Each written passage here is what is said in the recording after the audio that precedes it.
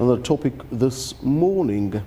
And of course, I'm sure most of you would remember that Thomas Pa Ali, Babadi, an activist, one of the most iconic in our country, was arrested just last year, while he was, well, on duty, if you'd like to call it that.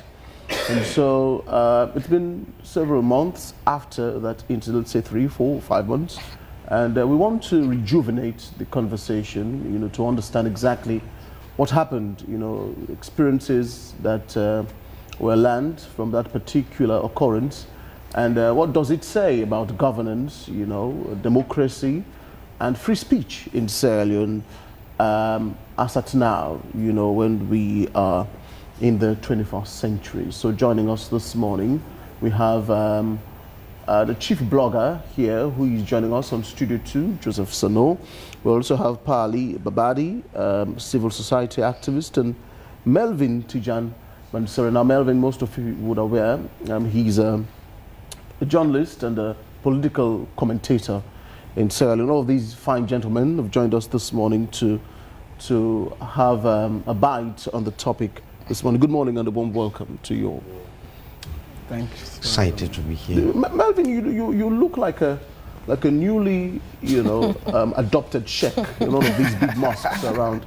Wow, I'm a secularist, but I believe in God Almighty. Indeed. And of course, it's part of our toolkits as journalists to the rest to impress. Indeed. As you are doing and the way he's doing. So don't mind me, it's part of the tool. Indeed.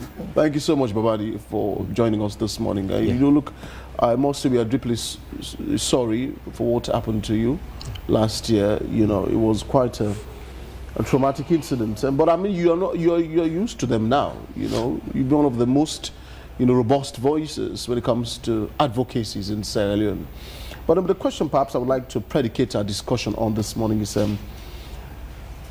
what message you believe, personally, your arrest sends out about, let's say, free speech, civil liberties in Sierra Leone at the moment in Sierra Leone?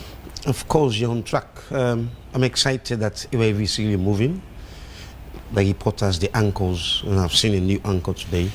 I'm excited that UAV is moving, but I have a message quickly, please, from my brother in Bo, who told me on Sunday, I think that please tell them to switch on their something in Bo. Yes, so they want to be seeing what is happening in free time, except what they see in this entertainment. Some of them went and procured DSTV so that they will see just I think entertainment channel, and so that's a word for Mr. Navon and all of you guys. And just to add to that, I can assure you that that has already been done. No, not done, but they are on it. On so instructions have been given out, and of course, we're always excited that UIV is moving at a very good trajectory. Thank you so much. It's a clamp down on free speech, civil liberty, human rights activists, human rights, and the rule of law. I started activism under Tijan Kaba. When I left, I was unable to get a job at FI Bank, Vista Bank, 2003. When I left IPAM, came down, I was interning there, and then of course I was not accepted because of a degree. If I had a diploma or HTC, they would have accepted me, So I left and came to one smaller NGO, I was a finance officer, handling the finances. So I fell in love with civil society and activism, but I'm an accountant by profession. So all of my lifetime now has been in activism, advocacy, engaging government. Tijan Kaba's government, through Dr. Dennis Bright, was Minister of Youth and Sports, upwards, that is 2005, 6, and 7 upwards now, Anes Koma, and this one. But this one, what is happening now is they are trying to clamp down on us, quiet you should not talk, you should not speak. If you attempt, you will go down, or you're bulleted. That's a very serious concern for us. We followed human rights all this while. We established, Human Rights Commission was established in 2004 as an outfit. We knew what was Human Rights Commission then and Human Rights Commission now. So we have to be very careful as a country, as a nation, as a state, and as a people for our kids coming up. They are watching and they're viewing. It's serious. It's not about grammar, blowing the grammar. We already get it, but you cannot come and start being so diplomatic. Things are happening. The IG of police invited us, the conveners of the peaceful assembly. We were excited to meet with him, to say yes, Mr. Babadi and Wade Williams. Oh, no. Those are the two statements we are expecting. We cannot allow our personnel. Secondly, we cannot guarantee you. They are the security of the state. We are not. We just advocate. But we requested that, please, we want to come out peacefully and assemble and request from ECSL to publish the result on the website, 2023 result. That's one. It's not there. I can challenge anyone. Go to your phone, look at this website. You see 2007, 12, and 18 presidential, parliamentary, mayoral, chairman. You see. Go there. 2023, no result published on that website till date that I speak. And that was a promise by Mr. Kone in 2023, June, when he was announcing the election result. It's part of his, the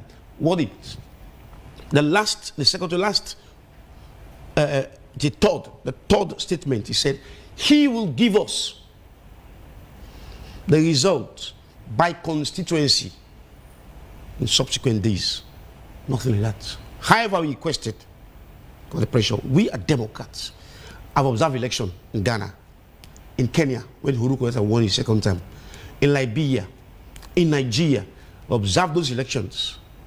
I've never seen or heard that elections were announced in West Africa within 3 days. It never happened. Not even in the US or the UK. What system do we have? So we have to be careful. People died for democracy. People were killed, slaughtered, amputated. Buildings brought down for democracy, not for independence. Ask any other individual. Not for. We had independent cheap. Why you Here, we had it cheap. Why it was an advocacy. They went to Lancaster House, agree, disagree. They came back and say, we've signed. Look at the defense pack. Look at this, how we're going to use the pound sterling here, how we're going to do this and do that, do that, how we're going to build our military, how we're going to look at our democracy, one-party state. It was cheap. Nobody fought. No blood was shed. In Sierra Leone, 1991 to 2002, we fought. 2000, May 8th, in front of Fodisa God's house, people were slaughtered, mutilated, fired at by the RAF guys. Just for democracy. Now we are playing with our democracy. We dey play cook. Ghana is moving. Liberia is moving. Gambia of all people are moving. What is happening to Sierra Leone? So we raised concern. The IG said, let's go and meet with him. We went there. No meeting was held in the first place. I understand somebody came here, the media too, who was babbling. No meeting was held between us and the IG. Let him produce attendance list, let him produce the agenda, let him produce every other thing that is administrative. The IG lacks administrative knowledge. He used to threaten people, like he threatened me and Babadi Williams. So what do you believe actually led to your arrest? Is it anything politically motivated, or it was simply maybe a law of enforcement issue? But it was not law. It was not law enforcement. The laws are there. They've said it all. Law society. Go to the bar that maybe might have some other reservations. They will tell you what we did. The letter we sent that was perused by our lawyers, with more than 15 years standing in the law, say what you're doing now is within the context of the law. Nothing alters the law. So submit. Secondly, go and listen to him. If he says yes, you can go ahead. If he says no, don't bother yourself. That was advice from the lawyer. So there was nothing subversive. Lawyers have come out, they've discussed, they've challenged the issue. However, what we are going to do, I'll tell you, my path in short. Firstly, the IG and his men have no locus standi to even give me an hour detention at the CID. We went to police headquarters. No meeting, no discussion. We just accused that we forged documents, with this, with that, with so. They incarcerated us for 10 days. He questioned for our fingerprints. We gave them our fingerprints. He questioned we have to go to NP, which you cannot go through anymore. Anyway, you're too intelligent for that. ESPS, English, sentence, pattern and structure. We have to write, keep writing, to know if we are the ones who generated the 1,200 signatures, the name, numbers, or whatever. They perused through nothing. After 6 days, they came back to us. Come out of the detention center, please come and do XYZ. We did so. Now, the director of CID, Mr. Jello, who I was thinking that too intelligent, too disciplined, and broadly educated within the Sierra Leone police, better than the IG, came to me and said, we've identified that you never committed crime A or B or C. 4 crimes identified, charges against us. That we subversion, I don't know, so many, 4 of them, but subversion was 1. I mean, disturbing the festive. 3, the last one that they came with, they said, we've committed, changed. Now, this is the crime charge that will be sent to court.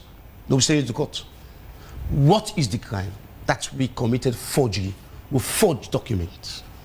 So this old man that was with me, who sat NPSC here at Trinity, left for the UK in boarding school, went to Cambridge University with this King Charles, went to Sussex University, met with him, so many people in the world, never forged his result to go to Cambridge University.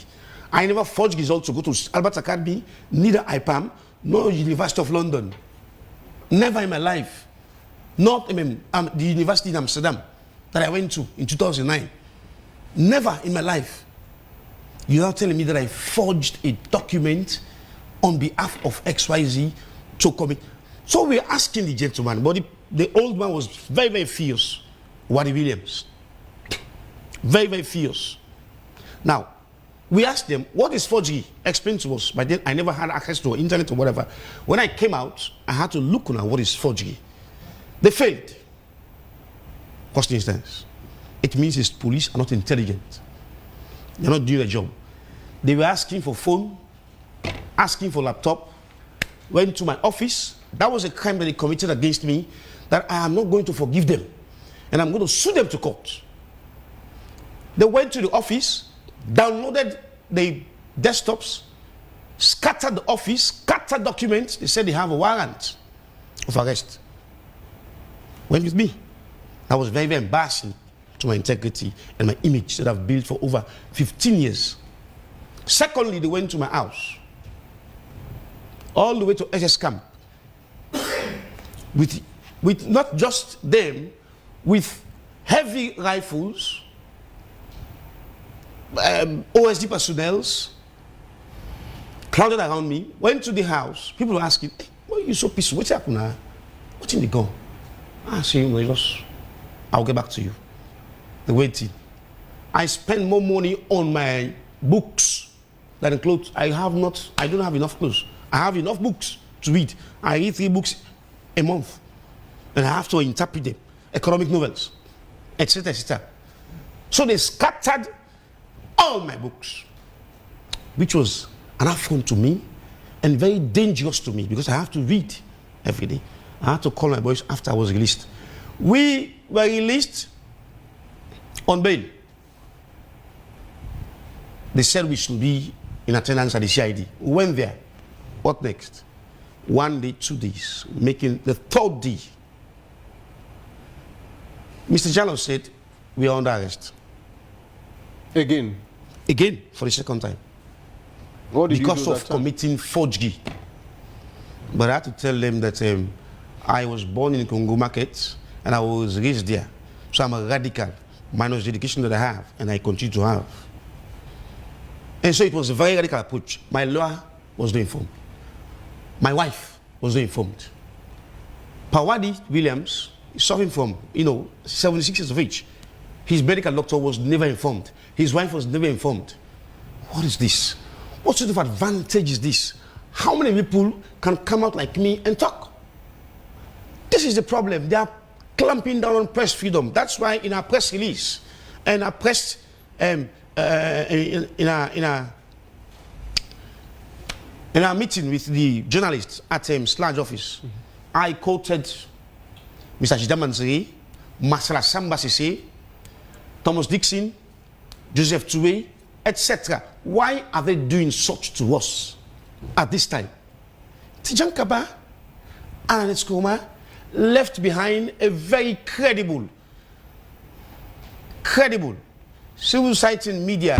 You cannot just touch the media practitioner like that. You should be afraid of them. But you are now clamping down on us. Babadi, for what reason? Are you saying that under the APC government, people were not being stifled or arrested in any way? This way, this manner, in this way, So and at this magnitude, under the the worst ever. What is happening, we don't know. Why, we don't know. The problems surrounding it. Why do you have, for those ordinary letter requesting you to help us, to aid us to go out, you better say no to us. If you are going to come back to the public, say, please, don't. Or we say, prepare yourself, we are going ahead. That was it all. But the IG of police, who seemed to be more of an SVP than a police officer, who seemed to be uneducated, that I've inquired about him, who has gone through... You think he's uneducated? Yes, he's not educated at all. That's What's your proof to this? Yes, the man is not educated. Do you have any lacks education. In fact, I mean, these are the people who refer to as quacks, half-baked. Who? The IG of police. Inspector General. He's half-baked. Do you have any proof to this? He did O-level tries. Sat O-level tries. Does that mean he's uneducated? Yeah, that means he's a quack. President Bio has not chosen better IGs since he came. How many people do you know in Sierra Leone who failed the WASC? Yeah, I mean, not WASC. We're talking about O-levels in those days. Which I went through at age 16. So you're saying that that's a sign of... That's a sign of... That's the reason why it's behaving like this. This gentleman, Moigwe, who was there with the PhD, a career doctor, the way he handled us in 2018 or 19, sorry. I mean, look at how Al-Shak was behaving, a PhD holder. Look at the way Munu.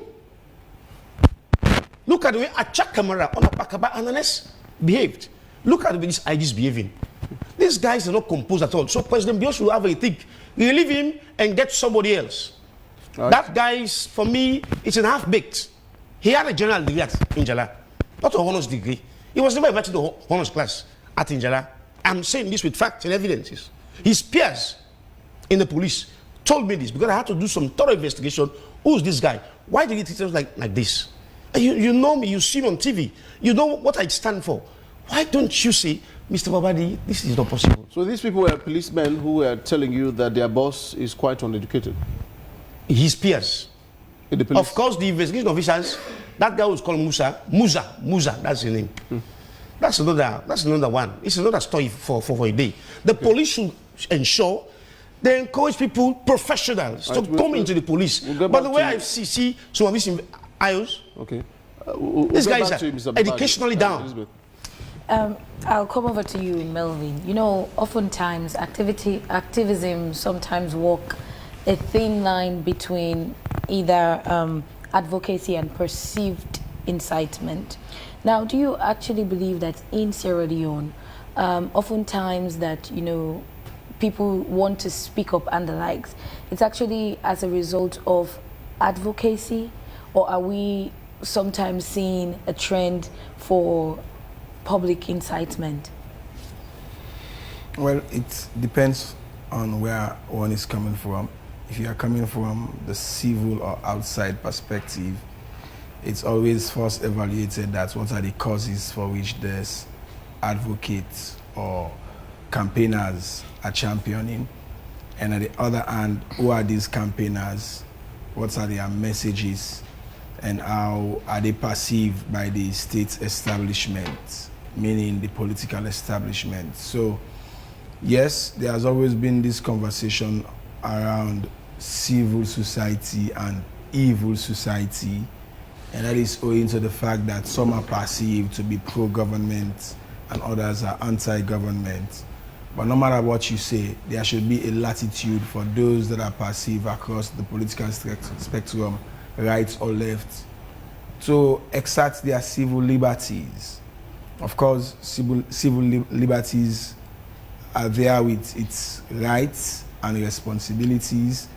But again, in Sierra Leone, if you look at case studies on particularly anti-government proposed protests, there is a recurring factor that they are outlawed, bad, or otherwise being treated in the kind of way Babadi is explaining. So I think that fundamental right of freedom of association has, to some extent, shrunk or is shrinking.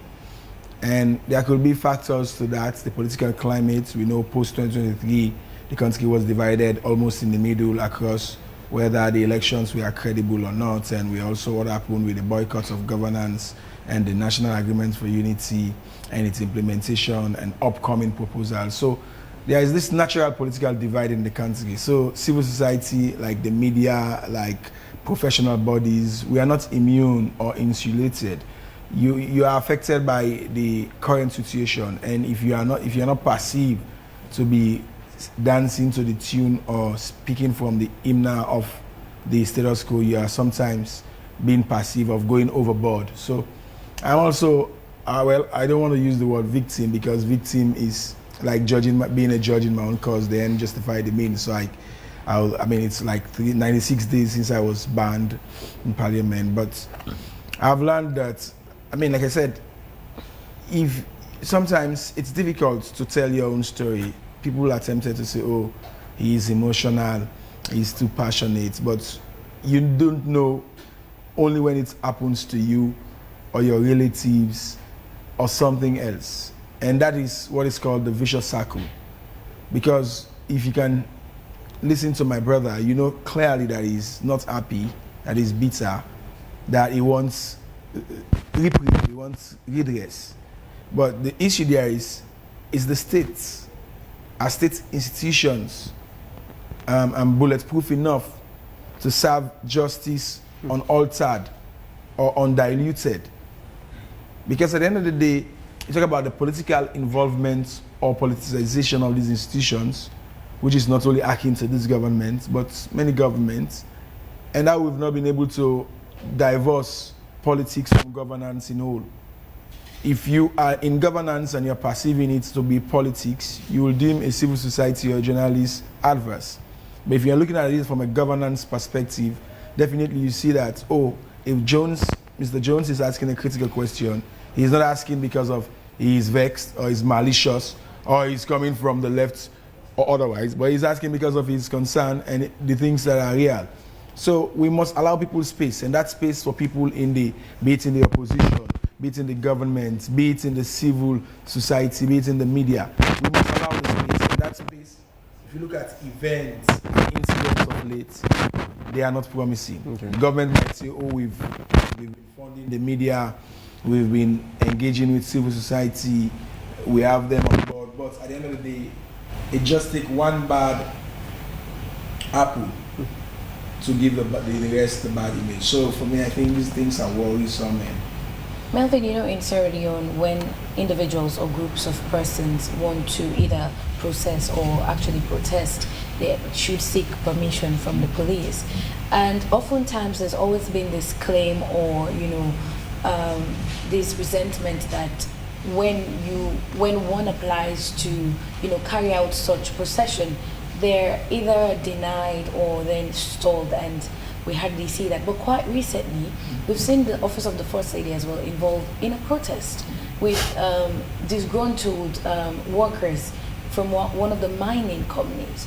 How do you put this into context? It's almost hard to comprehend, but I think we should give it a context. One is industrial, it deals with a company.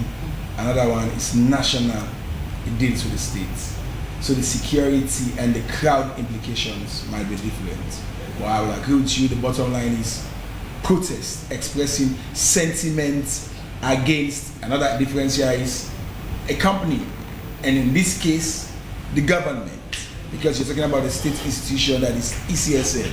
You're talking about an outstanding unfinished political matter that even the APC and SLPP are not clear about, which is the implementation of the agreements of national unity and the tripartite when it comes to elections results. So it's quite complex. But again, I think we've not tested the laws, and that's where civil society must be empowered. Of course, as journalists, we are advised traditionally to just cover the news, not be part of the news. But today, the trend is also changing, because you have journalists that are no longer just the he said, she said journalists. You have journalists that are analysts. You have journalists that are specialists in their selected areas. So the tide is changing. But I think what is needed here is put this thing to test. We have good lawyers like Soyi Sengemara, and you have the other Williams, and great lawyers in this country. Let the Supreme Court do an interpretation, and what does it mean for the police to provide clearance or to give permits? Because at the end of the day, if that is not done, it will always be an unfinished business, and it's quite unfortunate. But the police, no matter what you say, without rolling a brief for them, they are in a critical position. They are in a critical situation. You need them, and they are damned when they do. Sometimes they are damned when they do not. And the critical aspect there is how professional and neutral are they in dispensing some of these jobs. It's critical. It has always been a challenging issue. Even in the US, there are certain sects of people who feel marginalized, who always complain the police. But how is it managed? Sometimes, of course, the proposed police act, I was glancing through it and I'm seeing something, good change of name from force to this, that. Then I ask, is there any provision that warrants stricter sanctions or punishments in this case? And they were talking about the crime rates. Okay, it was about the crime statistics, and I was reading through, and I asked myself, these are crimes committed by civilians, but is there any documentation, special documentation on crimes committed by the police? Because at the end of the day, citizens believe that if the police act outside of the law and they are punished, it builds more trust. But no matter what you say, you cannot do without the police, you cannot do without these institutions, and thus many times it's advocated that they be reformed and be divorced from politics, particularly party politics. And all that's crazy. Thank you very much. We'd have to hear, That's good. Maybe subsequently from the independent police complaint. Exactly. No.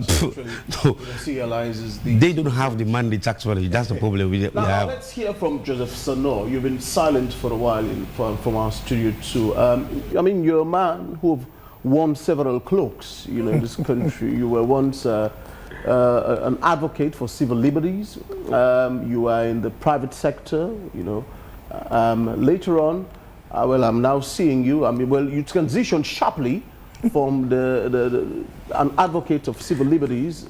Sharply carved into politics. You became a statesman, a state functionary yourself. You've been part of it all, from humble beginnings, if I would like to analyze it in that manner. Now you're the chief blogger in Sierra Leone, leading a community of people who use the digital space, Web 2.0 technology, to write and to share, bits and pieces of information online each day. In this thing we call, as a professional broadcaster, we call it, convergent media. Now, given the texture of your professional portfolio, over the years, how would you analyze, professionally though, not using the lens of a politician, how would you analyze free speech in this current dispensation in Sierra Leone? So thank you very much. Free speech is something that we have to understand that it is by right from the Constitution. But I want to inform you that even the Constitution itself, when it talks about right to free speech, it also makes provision where your free speech can be waived out. Okay. You have a right to free speech, but there are processes, there are procedures, there are things you cannot do. That free speech will be waived. So probably to start with solving this issue, maybe we have to go back to the Constitution and then really do a review. Now, the issue of free speech is not only a problem in Sierra Leone. I can tell you it is a problem in the great United States. That is our father of democracy. It's a problem in England. It's a problem all over the world. But by the way, for instance, let me just bring a little bit that my brother Babadi did. I feel his pain. He went to the CID. In fact, I went to free a blogger, and I met him. He said, are you here for me? I said, what is that? I was under stress, fighting for my blogger to be released. So we passed by the corridor. I went down. When I went, then I noticed about his issue. But by the way, when I looked at his utterance and the way he talked, right? If I would say what? Then what he said, he may think that it is free speech. But I can tell you what he said that has violated free speech. Now, firstly, we have to understand that the IG was not here that I was talking to. Secondly, we have to understand that we don't go personal. We look at the issue generically and how it can help the nation. But here, now, if the IG decide to take an action against him, for instance, I'm just quoting, then he will say there is no free speech. You cannot dive into the man's personal life issue. He has sat to GC 3 times. He's not educated. He's a quack. You understand? And he lacks administration. You don't do that. That's why I think, apart from I advocating for bloggers to be trained, I think there has to be training for civil society. I came from that sector. Imagine I came from the telecom world, he came from the finance world, and he has passion for advocacy, and then we go into it straightly, unguidedly. What training would you recommend for civil society advocates? Civil society first, you understand, eh? They have to, it is but must that we have the law officers or experts or international NGOs let's look at the constitutions. The constitution. You're talking about training. Wait, I'm coming there. Look at the constitution. The civil society, they have to know about the constitution. Okay. What are those that the constitution says you must do? What are the limitations? And where does this limitation end or start? You know, because when we talk at civil society, that's why I'm pushing towards politics. Because I'm now into politics. Because I want to change the trajectory. Because I have seen it all. When you talk, is that the reason why you're leaving the activism space? Let me tell you, Babadi is an accountant. He has been there. When we shout from outside, even if you listen to people singing in the church, you don't stand outside and shout at them, say, close up. You don't know how to sing. What civil society we have been doing, what I've identified is that we are outside the church and shouting for people in governance to button up, to straight this and this.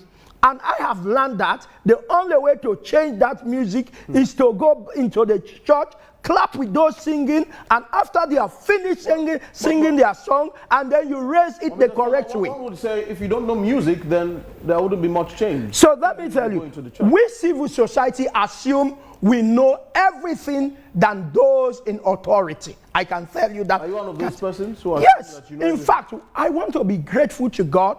If I would have not gone, I really used to do things in a way. When I look at what I've read this time, I was lucky to go through those things I've read.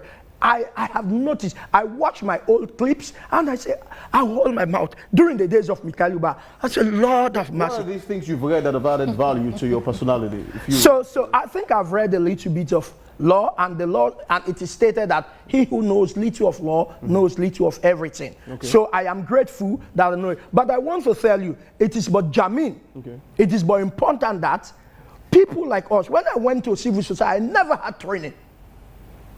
We have never seen training in what civil society should do. Were you a dropout then? What I mean, I've never had I was not a dropout. Okay. What I mean, I've never had a training about human rights, about governance. We have to have those training. We have to know our limitation. We have to know what works and what do not work. Because we are always seeing ourselves as anti-government and civil society. Okay. And let me tell you, most of us that criticize government, when we are given the fiat, when we are given the opportunity to sit at that seat, we behave abysmal. We behave in a very deplorable way. Okay, let's just confirm something. You said you are now abandoning the civil rights space and you are entering politics. What's the main reason why we are almost becoming a politician now? Firstly, I have left the civil society space ever since. Okay. And if you look, I think at Hale, Sierra Leone, we have Anthony Lincoln now there. Okay. Secondly, I think I have tried. I've worked as a teacher, worked as an accountant, worked as an IT telecoms engineer, I have brought initiatives into this country. Most of these initiatives from the days of APC, they have been taken away from me, and I think I have so much, right? Up to now, they have been taken away. I will not blame the APC. Even up to now, they have been taken away. And I think I have so much. When I look at people that are placed into position of trust, when I look at what the grassroots need, when I look at what our women need, when I look at the coordination we need, the type of things we need, I think it is but germane that some of us that feels the pain of our people, that knows our people, go into this position and correct these errors that we are seeing. Does that mean you'll be relinquishing your position as chief blogger? So because you can't be a blogger and a politician at the same time. So let me tell you, let me tell you, people are just talking about activism.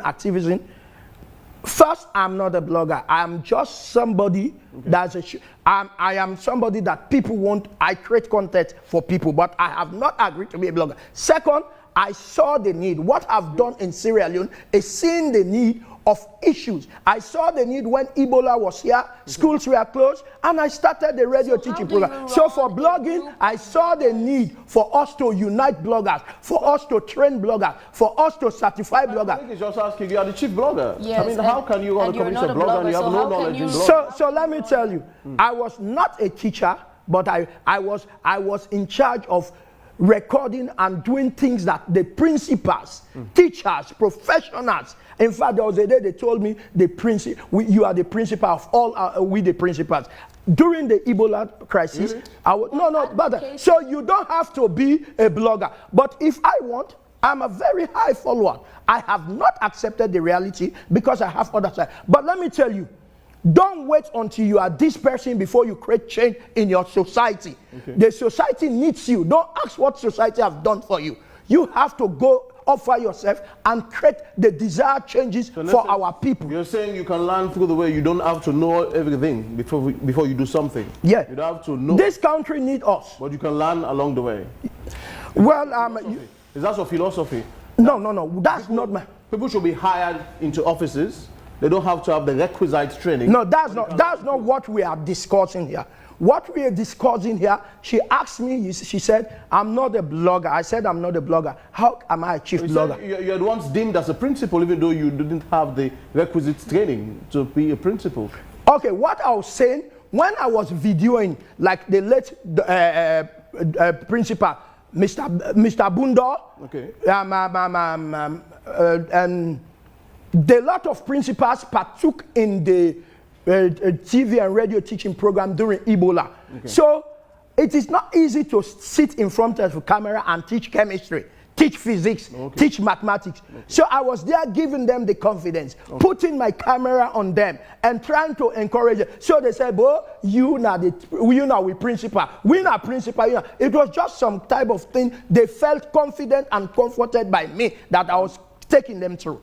Okay, so you actually mentioned the need for training for even some of the civil society activists, as well with the space that you occupy now as the chief blogger of the bloggers. Some argue that online activism is oftentimes messy and lacks professionalism. So when we come with advocacy online as well, what do you think is needed for that space? So firstly, we have got a policy document, and we cannot just sit in our office and decide on the policy document. We are now in talks with international organizations so that they can support us, so that we can reach out to bloggers, reach out to the law officers department and other side. They have to validate it. We sit on it. We have to agree who is a blogger, not the definition you have. Because I can tell you, I'll be in my small corner and I take a phone and I blast somebody and I talk something, I say I'm a blogger. That's not what we want. We want to clearly state it so that, and we want to ensure that each blogger, you have an office, you are registered, you have a contact address, you have TIN number. Now, what we need now, I've just talked to the Attorney General and the Minister of Justice. We are trying to ensure that we train the bloggers about the cyberspace and the responsible use of social media.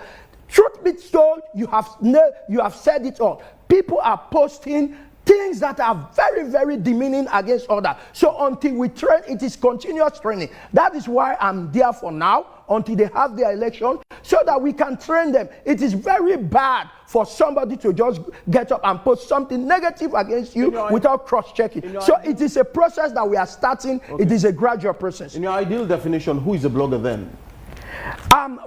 In ideal definition, somebody that is using his phone, you understand it, to communicate, create content, you understand it, and this person, through his activity with his phone, has followership, and then they enjoy or believe in what he says. Those type of people are bloggers. But we want to streamline it so that when in Sierra Leone, when you say you are a blogger, number one, you must be registered. You must have an office address. You must have a TIN number. You understand? An NRA NIM number, so that we can trace you. Somebody will not just post negative things about you or positive, negative. Like I saw a guy, he said he's a blogger. He posted a female picture, nakedly, a nude picture of a female. And I called him, I said, this is wrong. Wouldn't that space be politicized again?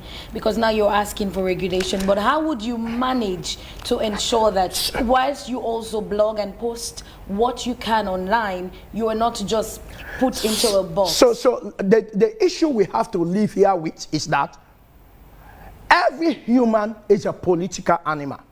It depends on how maturely you handle yours.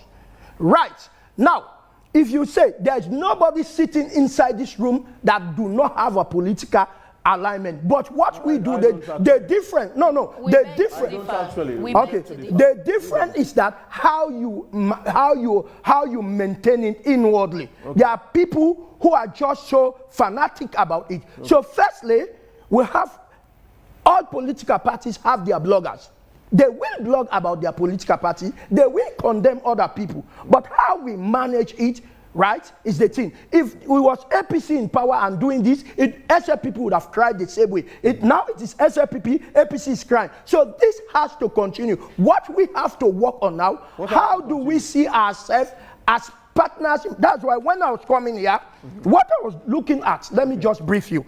I was looking at, briefly, how do we ensure that we be productive, we are productive and positive in dialogue as a nation? How do we ensure that we participate in national development agenda, right? Devoid of our political party, our tribes, our region. How do we help the grassroots by not misleading them, right? Because these are critical issues. How do we look at the progress in education, sport, agriculture, justice, health sector? These are areas I study. And I brought some challenging areas. The youth area, the energy area. We have challenges. Sounds like a thesis. Thank you so much, Joseph Sano. I really appreciate your coming this morning.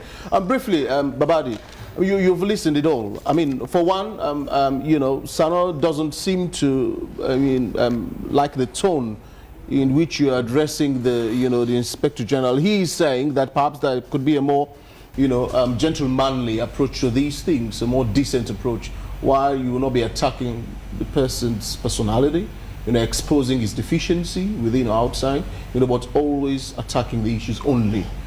Is that an approach you think you can manage? Thank you very much. But my friend Sano, long-time friend, please inform him, and I'm informing him now, that I'm willing, available, open at all times to provide trainings to CSOs, especially like Sano, to provide trainings for them, because I had gone through series of trainings since 2005, not in accounting, as an activist.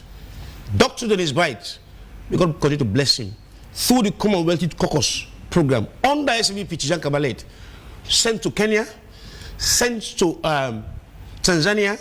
I went to Tripoli and I saw Gaddafi addressed us. so many things. In Uganda, Commonwealth programs. In the UK, Commonwealth programs. We were trained as CSOs. Not now. Those were just coming because I have a master's degree. I'm coming. You demean him, which is wrong, when he's not even here. You don't do that. We went. I went through trainings. I will sit for 1 week in workshops. Have his bite. 1 week, Monday to Friday, 9 to 6. Under those big vox who were there at the time. Abu Ghama. So this big vox. So then the training has not entered you, Babadi. Sano, can we hear ourselves? Thank you. Please, let's be decent, please. Please, Mr. Sano. Yes, so I can train him and train any other CSOs. CSO, because I have the training. With that type of attitude, you should be training someone. Wealth of experience that I you have. cannot, because with this type of attitude, insulting the Inspector General, insulting the whole institution, you cannot. You don't have the local standing, my dear brother. The way forward is, thank you. IG is incompetent. Please, Mr. Sano, you are best. Thank you. Please. No, but it is wrong for him to condemn the IG when the IG is not in this podium. Live television. Thank you very much. Yeah. I rest my case. Thank you very much. I rest my case, sir. It's almost decency. Thank you. But I'm trying to give this program the credibility. Mr. Sano, I had closed speaking with you. Thank you. Thank you so much. I would appreciate your efforts to respect the presenters as well. Yeah. Whilst we are conferring that same respect to you. As you know, it is vice versa. Yes, you can go ahead, Mr. Babadi. Please summarize. We are closing. We invited the police to our press conference at Slide Office. They refused to come. We invited ONS. We invited Human Rights Commission. They came, couldn't say a word, and they descended. They said, no, we cannot talk. They know me. We invited Parliament. We invited Lawyer Society, who came. We invited the bar, never came.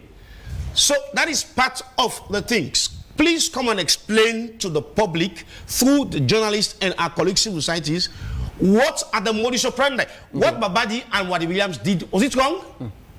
Why did you have to arrest them for even an hour? Now we were arrested for 10 days. Please, Sano, just allow me. No, 1 minute. Now. Okay. Much time. We were arrested for 10 days unnecessary. Okay. Without any recourse to the law. So now they are disappointed. They cannot proffer any charge at the court. I asked them, please, proffer charges. They cannot proffer charge. Now they arrested us. Disadvantageously, they said to us, you committed forgery. There is nothing you said to prove the forgery. The Inspector General. Yeah, that is the way to go. We are taking the matter to Supreme Court. Okay. That's one. Two, the IG will be subpoenaed. Okay. Be subpoenaed today? No, they will be subpoenaed. I've spoken to my lawyers. Okay. JBCC of and of course, I'm online with Sori Semimbara, that lawyer. He's interested in the matter. Okay. We are going to the courts for interpretation of what they did to us, if it was wrong or right. Okay. After exhausting domestic revenue, we'll go to. We'll always be here to hear from you. Indeed, that is it. Let's not do that. It's not fair at all. You cannot touch me and go scot-free. Thank you so very much. Impossible. Briefly, I'm too blessed. I really don't want to do. Yeah, just a brief something. What I know, I'm not saying Babadi being detained is right or wrong. Okay. Right? Wait, let me come. But what I'm saying, briefly, what I'm saying is that people should understand their limits, their do's and do not. And then people should know that when you want to talk, if I want to talk about, let's say, SLBC or somebody, they should be in present and it should not go personal. You know, education is core. Education. But what I can say to you guys, the timing you did that thing, they were on, this country was under attack. This country. Can the producer turn off Mr. Sano's mic? The police can't be using English, so they don't come here. So tell them to come. Melvin, we're rounding off. You tell them to come here. You have listened to these gentlemen. It appears as though it's quite. You are trained. You are not. You don't behave. No. You have a personal vendetta. Please. That is a personal vendetta. I cannot use the adjective gentle anymore because we are trying to talk to you. To come. What you are doing? Please, can you have? Can the producers turn off the microphones of these two gentlemen, please? We want to have control of our studio. Please, Melvin, we're rounding off. What's your final submission to us this one? You've listened to these two gentlemen banter, shout, and well, turn our studio into almost a boxing ring this morning. What's your final statement? I mean, in terms of free speech, what do you see? The picture you see moving forward as we round off. We are ushering out sports, please. Thank you so much, Melvin. In terms of free speech, I think we need to do more. And certainly, we must try to divorce our personal interests and biases when it comes to national, political, and issues that have got to do with rights and obligations and responsibilities. Sierra Leone, we are still fragile in many ways, economically, democratically, and otherwise. We need that space for or against, but also we need a space for those who can sit in the middle and be neutral in moderating the conversation, but also more importantly dispensing justice, because if justice is seen as being dispensed freely, fairly and faithfully, then there will be trust in state institutions and our developments can thrive. So it's important, we need this kind of energetic conversations, but for every right there's a responsibility. All right, thank you so much, very much indeed. I mean, we want to thank also our viewers and, those who've been sending comments on our live Facebook